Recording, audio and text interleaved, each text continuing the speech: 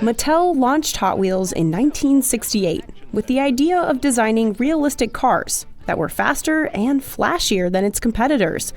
And its first year, Hot Wheels outsold the #1 toy company at the time, Matchbox. The president of Mattel, Elliott Handler, who's given credit for the driving force to create Hot Wheels, realized when he saw his grandson or nephew rolling a Hot Wheel on his leg, instead of rolling it on the floor and going 50 feet, realized the car Matchbox didn't really have playability. So he designed a car that had 4 or 5 features that Matchbox didn't have. I think it was a genius move. Elliott Handler told me one day that his greatest inventions were taking something already invented, but just making it better.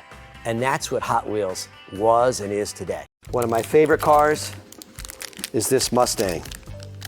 Only the first cars of production actually had what we called open hood scoop.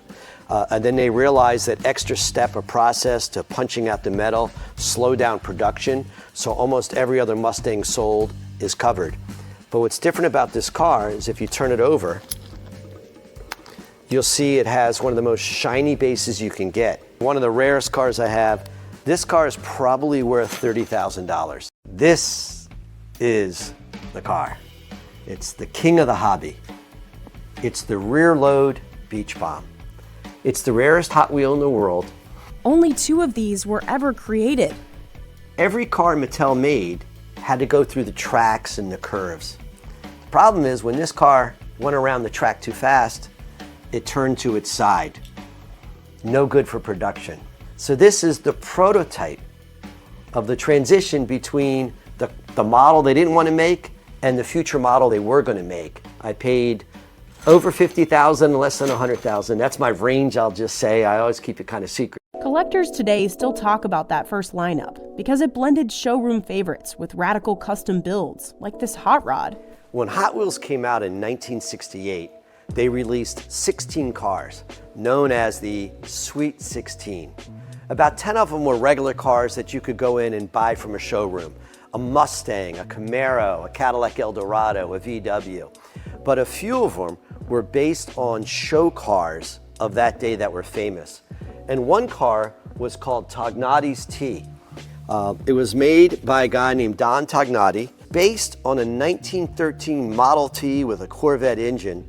Well, little did I know that I'm reading the newspaper one day and I read the actual car is for sale. It's going to be on auction on Bring a Trailer. I sat there bidding, and at the end of the day, I won the car. So here you go. The original 1964 America's Most Beautiful Roadster Tognotti's T made into the hot heap as a Hot Wheel. I think I got it at a bargain, $75,000, and I wouldn't sell it for even double that today, because to me, it's the centerpiece of my Hot Wheels collection. Bruce rarely buys directly from collectors, though. He gets most of his cars at conventions, like the York Toy Extravaganza in Pennsylvania. One of his favorite trading partners is Randy Blake, who's had a booth here for 25 years. I have 300,000 cars at home, which people are like, what? This is just stuff that I remember that brought me joy. And it still does to this day. I've never looked at it as monetary to make money unless I'm using that money to buy other Hot Wheels I don't have, because they're expensive, some of them. Since then, the company has built a booming business that's become more popular with adult hobbyists who treat these toys like investments. 55 years later, I'm still playing and collecting Hot Wheels. Give you $1,500 for it, and I'll give you cash. You got it. Sold.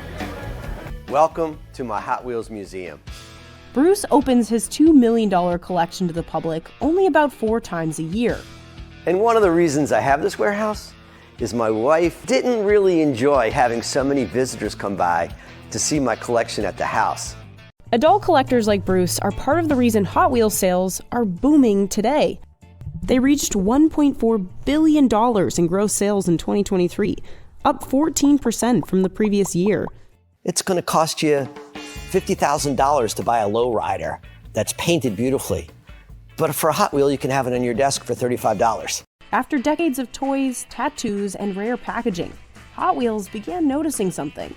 Their first fans weren't outgrowing the brand, so the company officially started targeting adults.